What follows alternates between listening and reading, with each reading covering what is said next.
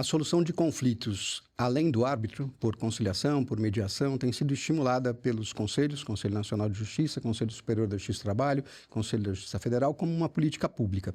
E parece simples entender que estes atos de aproximação das partes vão ser feitos de formas diferenciadas conforme os autores também forem diferentes. Por isso, entender a relação entre interseccionalidade e mediação vai resultar em impactos importantes para o mundo do trabalho. Se é trabalho, pode chegar o podcast da Escola Judicial da 5ª Região, Tribunal Regional do Trabalho da Bahia, investiga hoje essas relações ouvindo a juíza Doroteia Azevedo, que é a juíza aqui na Bahia. Seja bem-vinda, Doroteia. Muito obrigado por sua disponibilidade. Eu é que agradeço o convite, tanto à Escola Judicial TRT da 5ª Região, na pessoa da sua desembargadora, a diretora, a doutora Ana Paula Machado Diniz, e também agradeço a Marcos esse convite, também a você. Realmente é um tema assim, muito interessante e que vem surgindo, né, há algum tempo, vem ganhando espaço cada vez mais. E agora com a questão da interseccionalidade de gênero e raça. A gratidão é toda nossa, Doroteia. A gente podia começar por aí, porque isso ainda é novidade. Uma justiça que não tem uma porta só, que é a porta do árbitro, como é que ela funciona e o que é bom nisso? Essa pergunta é essencial, Marcos. Veja, há muito tempo nós tínhamos a ideia de que o Poder Judiciário apenas julga. Né? Então, os seus juízes, seus servidores, servidoras, juízas, todos trabalham em função do quê? De resolver o processo pela adjudicação, que é a entrega de uma sentença. Sim. Né? O termo técnico seria esse, adjudicar. A adjudicação é uma forma de resolver os conflitos, ou como nós diríamos, as disputas. Sim. Porque quando o conflito chega no Poder Judiciário, ele é uma disputa. Sim. Né? Que, na verdade, a disputa é digamos assim, uma fase do conflito, uma etapa do conflito. O conflito seria um gênero do qual a disputa seria uma espécie. Ótimo. Os conflitos sempre vão existir, né? na nossa vida, na nossa sociedade, porque somos pessoas diversas, somos pessoas diferentes umas das outras, e que bom que somos assim, né? A diversidade faz parte da vida. Sim. E por conta dessa diversidade, às vezes há conflitos. Inclusive conflitos internos, intrapessoais, né, que são aqueles que nós temos com cada um de nós tem com cada um de si, né? E só que para nós interessam os conflitos entre pessoas, né? Os conflitos interpessoais, ou conflitos entre grupos, intergrupais. E esse conflito, quando ele é judicializado, se torna uma disputa. Por isso que nós falamos em resolução adequada de disputas. Então, o Poder Judiciário, ele se caracterizou por ser aquele poder que resolve essas disputas. Antes, nós tínhamos, como disse, apenas a sentença, e agora nós temos um maior número de formas de resolver esses conflitos, essas disputas, dentro do nosso Poder Judiciário. A mediação, na verdade, ela sempre existiu. Ela não é uma invenção do Poder Judiciário. A mediação é algo que já existe há centenas de anos, podemos dizer assim. Sim. Por exemplo, até dentro das nossas famílias, né, Marcos? Quem não tem, assim, aquela pessoa a quem os familiares recorrem no momento de conflito, né? Você, por exemplo, parece ter, assim, um jeito de que é uma pessoa que resolve conflitos dentro da família. Mas nós sempre tínhamos a mediação como forma de resolver conflitos ou disputas, mas de uns tempos para cá o Poder Judiciário precisou adotar essa mediação, inclusive por conta da enorme carga de trabalho que nos assombra a cada dia, né? Há um artigo da professora Ada Pellegrini Grinover, saudosa, professora processualista, em que ela trata dos fundamentos da mediação e da conciliação. Na verdade, os fundamentos do juízo conciliatório, que seriam, primeiro, o fundamento funcional, que é justamente essa elevada carga de processos que nós temos na justiça e que a mediação viria justamente ajudar a não diminuir a carga, não é diminuir o trabalho, mas a administrar esse trabalho.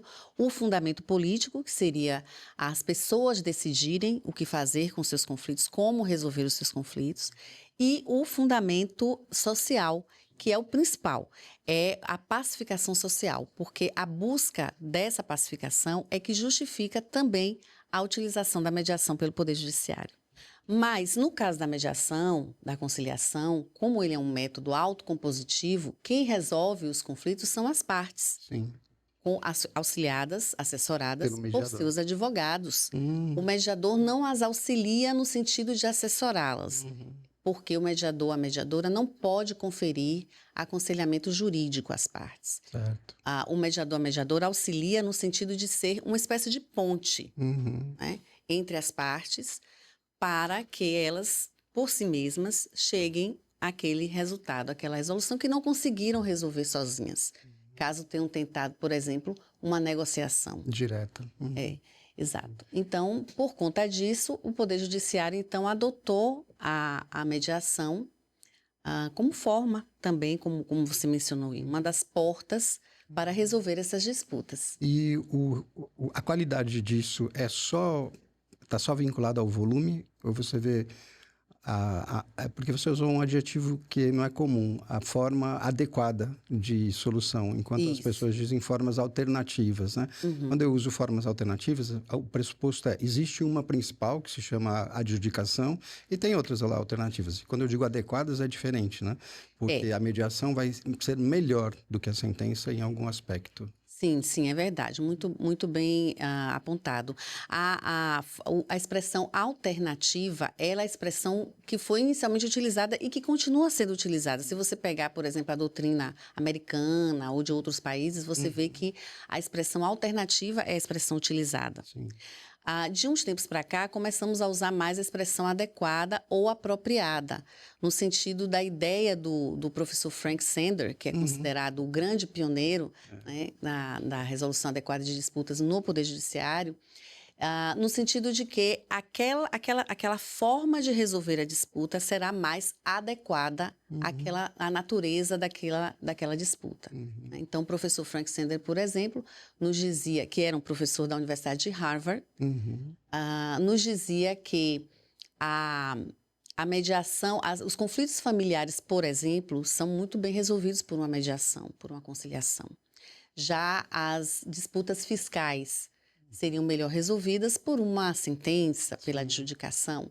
Então, a ideia de usar a expressão adequada atende justamente a isso, a você utilizar a forma que seja mais apropriada ou mais adequada. Você mencionou o fato de existir mediação já muito antes dos nossos tempos. Eu me lembrei de uma passagem da tradição judaico-cristã, do momento em que Moisés estava conduzindo o povo pelo deserto e o sogro dele, numa visita, vê como ele perdia muito tempo resolvendo disputas internas do grupo. E aí o sogro diz, arranja uns auxiliares, delega isso para um juiz. Aí a próxima fase histórica do povo é ser governada por juízes, né? Mas que eram, na verdade, aproximadores das partes, mediadores, pontes entre as partes.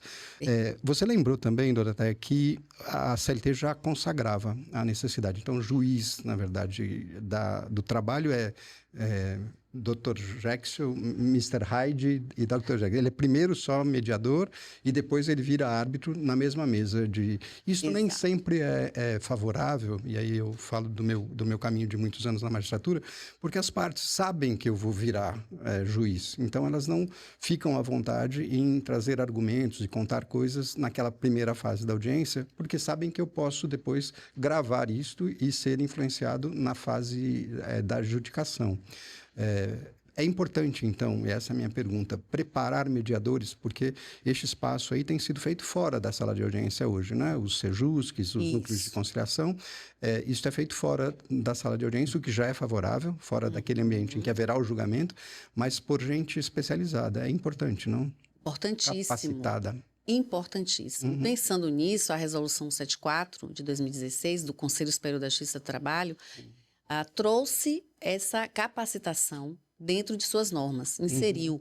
Então, nós temos lá a previsão da capacitação, que no caso da nossa Justiça do Trabalho, são 100 horas, 40 horas teóricas, no mínimo, 60 horas práticas, no mínimo. Aí nós dizemos, nossa, que curso longo, para que tanta hora? Para que né? Tanto estudo, mas é necessário. E no final, normalmente os alunos dizem, nossa, precisava até de mais tempo. Porque a mediação, ela é multidisciplinar.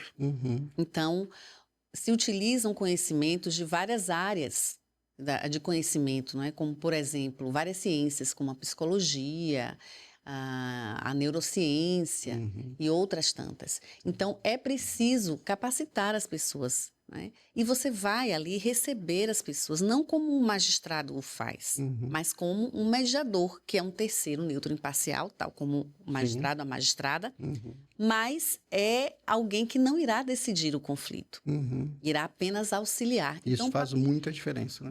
Toda a diferença. Então, o papel do mediador, da mediadora, é um papel humilde. E deve ser assim. Então, quando nós capacitamos, né, formamos os mediadores, as mediadoras, nós sempre ressaltamos esse aspecto, que o servidor, a servidora está ali investido de uma autoridade, entre aspas, mas não é a autoridade judicial. Ele não irá julgar, ele não poderá fazer julgamento. Então, ele tem que deixar o julgamento lá fora. É difícil, né? Por isso, todas essas horas de capacitação, de treino, a resolução 288 também, do Conselho Superior da Justiça do Trabalho, de 2021, também trouxe essa necessidade da capacitação, da formação, inclusive trazendo os 10 pontos, né? São 10, nós até chamamos, brincando, de 10 mandamentos. São os 10 pontos de conteúdo obrigatórios nessa formação para fazer a formação. E disso deve fazer parte, provavelmente, o destinatário, tratar as partes conforme as suas peculiaridades. Doroteia, o que a gente vai passar a examinar depois do intervalo. Pode chegar, discute hoje a mediação e a necessidade de observância das condições de gênero e raça nesse processo e volta já.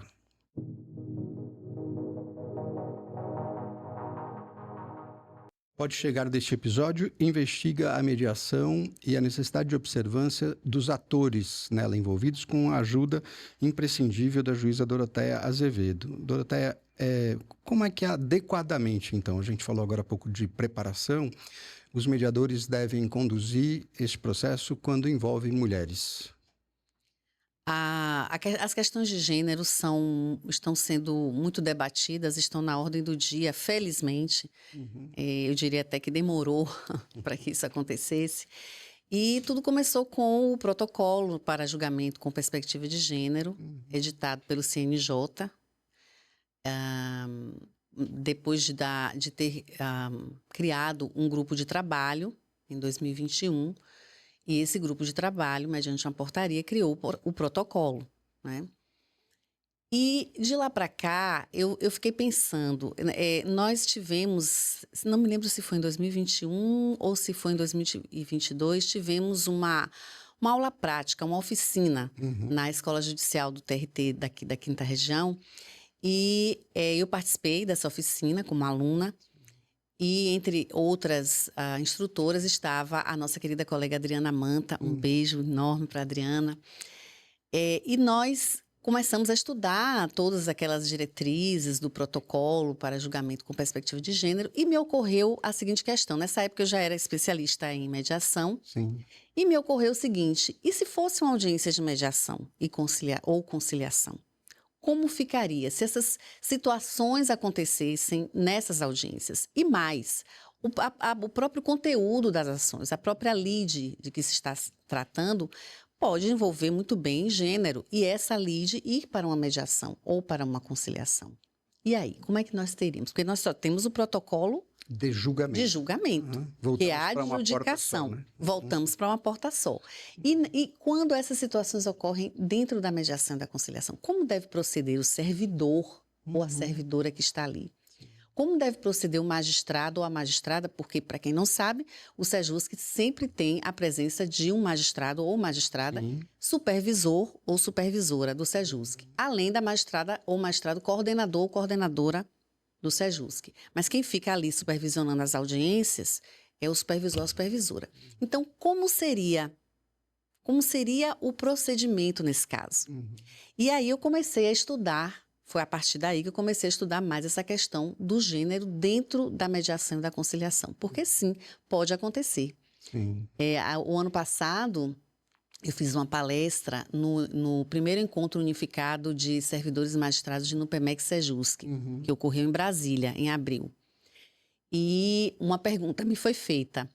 E quando o advogado diz que não quer uma mediadora mulher? O que fazer? Naquele momento eu disse, olha, o que fazer? Primeiro, procurar o juiz ou a juíza supervisora para tentar resolver com a presença desse juiz ou dessa juíza supervisora. Porque podemos ter aí, e com certeza temos, exato, é uma nova disputa, exatamente. E com certeza temos uma questão de gênero. E questões de raça também. Porque hoje em dia a gente precisa pensar também no gênero ligado à raça, né? A questão das mulheres negras. Então, isso tudo tem sido objeto do meu estudo ultimamente. Eu tenho me dedicado a isso, porque eu acredito que nós precisamos também, Marcos, talvez de um protocolo para procedimentos quando a servidora ou o servidor se deparar com uma situação dessa. E temos ainda o outro lado disso, que é o próprio acesso à justiça. Sim. Então, como ficariam essas mulheres? Né? Como ficariam essas questões de gênero? Será que isso não intimidaria a abordagem dessas questões dentro de uma mediação, de uma conciliação? E é uma questão muito delicada, porque nesse caso nós não temos a figura do juiz que julga, do juiz ou da juíza julgadora.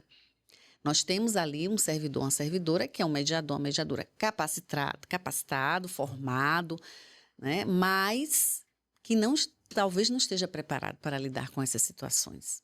E os casos de discriminação, de assédio moral, de assédio sexual, que podem chegar numa mediação e numa conciliação. Pode acontecer. A própria CLT diz lá que a gente tem que tentar primeiro a conciliação. E aí, como é que fica? Sim. É porque é um tema delicado para a decisão, muito mais delicado ainda para a mediação. Muito mais delicado para a mediação. Sem falar que existem muitas mediadoras que são mulheres. Como elas se sentiriam lidando com situações dessa natureza? Então, é um tema muito delicado e que, a meu ver, merece atenção por parte do Poder Judiciário. E que cuidados você acha que a gente tem que ter com isto antes que venha o protocolo?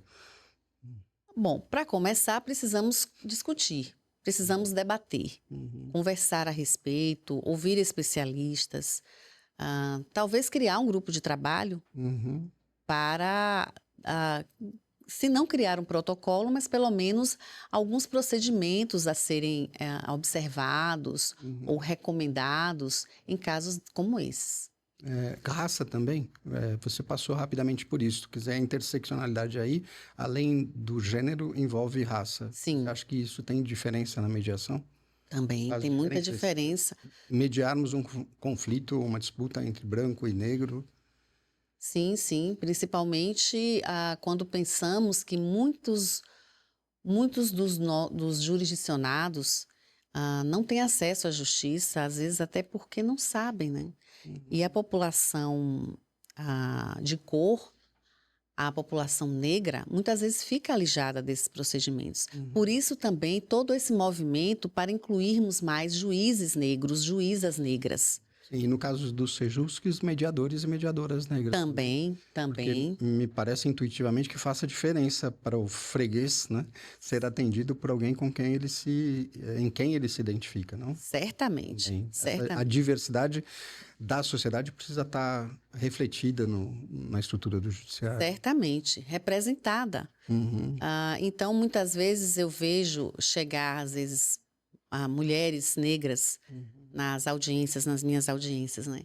E elas olham para mim e elas veem o meu cabelo. E elas emitem logo um sorriso, abrem um sorriso. Porque se sentem... Ponto de identificação. Né? Se sentem identificadas.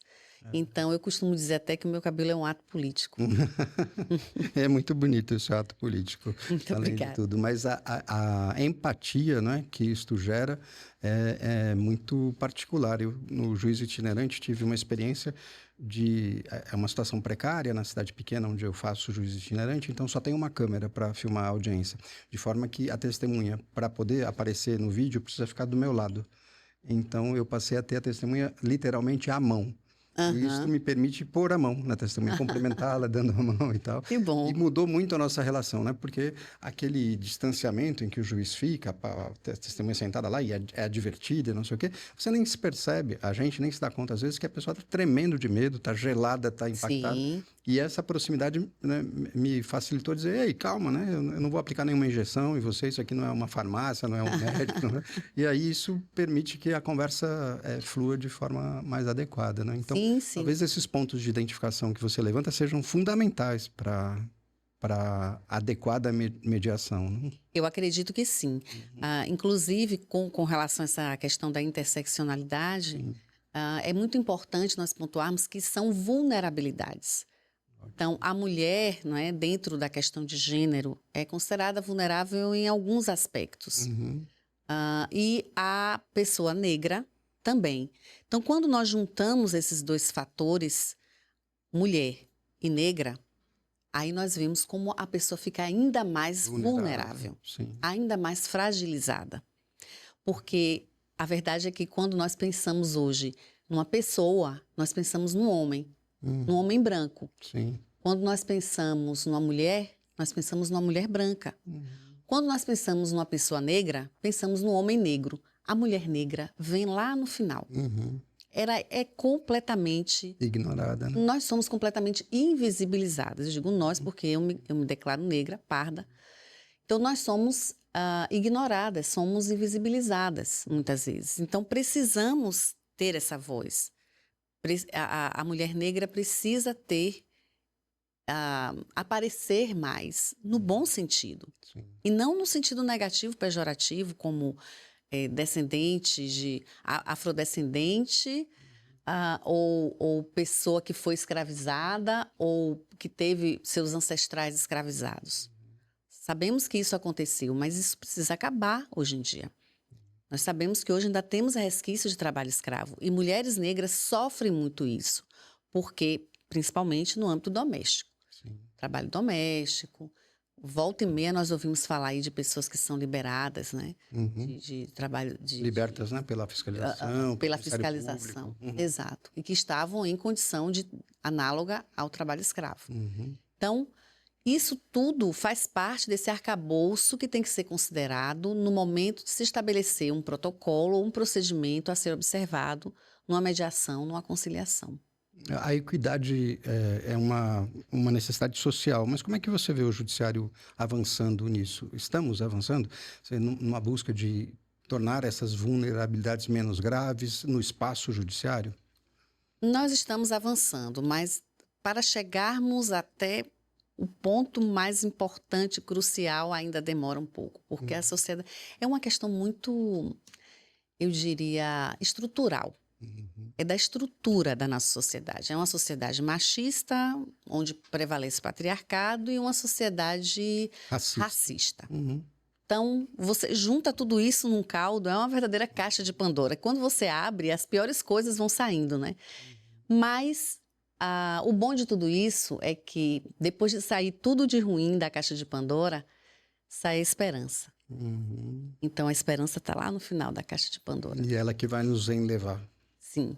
Para caminhos melhores. Sim. Então, eu acredito que o Poder Judiciário, sim, está no caminho. Foi criado o protocolo, não é? Depois do caso da Márcia Barbosa. O protocolo para julgamento foi criado. E também temos hoje o protocolo para julgamento com perspectiva racial, que foi criado o ano passado pelo CNJ.